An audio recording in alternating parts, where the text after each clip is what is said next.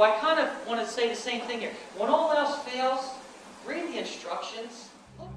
Dr. Nicholas Smith Sebasto is an associate professor in the Department of Earth and Environmental Studies at Montclair State University. After being the associate director of the New Jersey School of Conservation, he returned to his original passion. Protecting the environment is what led me to become a professor. I knew early on that I wanted to do something to help protect the environment, but I wanted to make sure that I was educated first so that I didn't just base everything I did on passion but lack of knowledge. So I decided to try and use my mind and tried to make sure that I really picked the programs of study that I thought would make me a very well-rounded person that would be very knowledgeable about environmental issues but also understand educational processes and communication processes, and then be able to use all of those skills to help other people hopefully behave in a more environmentally responsible way.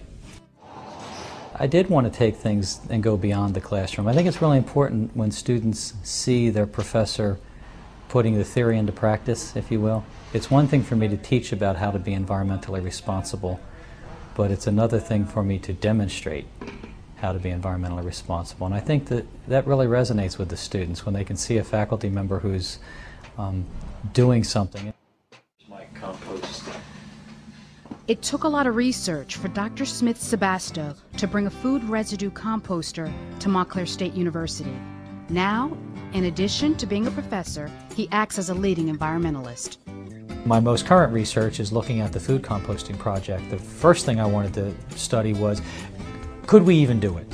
Is it even feasible to think that you could establish a food composting project on a campus as large as Montclair State University? I mean, with 16,000 students, 238 acres, located in a very metropolitan area, some people might have suggested that's not feasible to do that. So I wanted to see if we could do it. Well, I think the project has shown so far that it's definitely doable.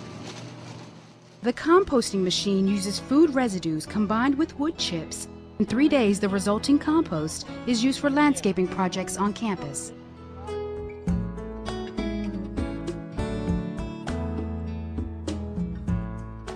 The project that Professor Nick has going here at Montclair State University with the food composting process and the machine there is really an exciting project, because it's a great first step to finding new solutions that we're all going to have to look for in the future, starting now. And that's a great example of Montclair State and the professor stepping right up now and experimenting and looking for ways to both reduce a problem, which is the disposal of this material, and also create new opportunities, which is creation of, in this case, creating compost and a terrific soil amendment, which in another process might also include fuels and energy to reduce our impacts on this planetary emergency of global warming.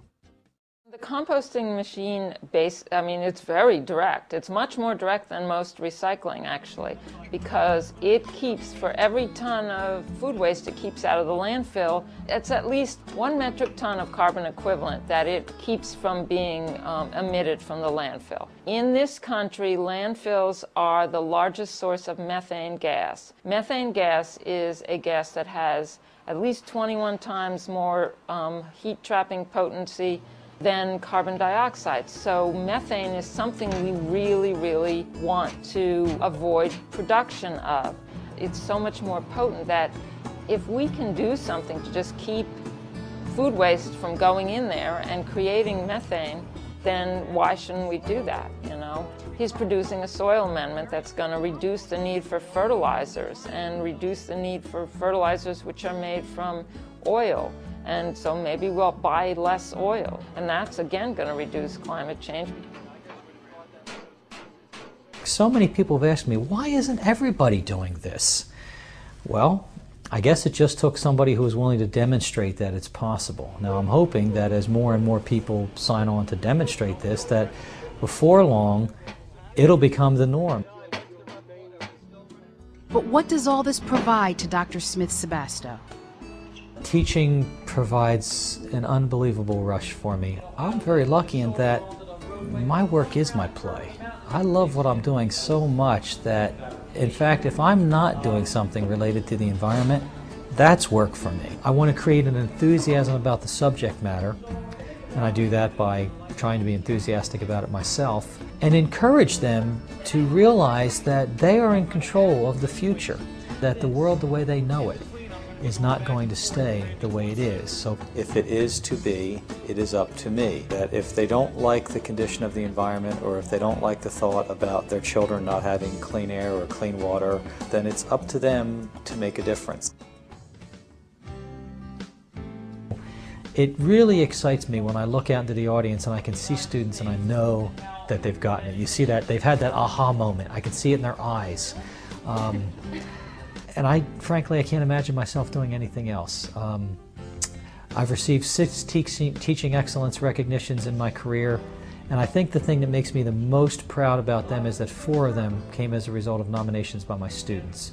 2 were nominated, 2 times I was nominated by my colleagues, and I'm flattered by them as well, but knowing that the students are appreciative of what I do means the most for me, because in my mind I'm there for them, they're not there for me.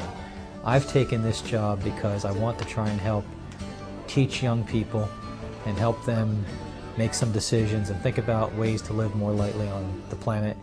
And if they're responsive to that, then that makes me feel good.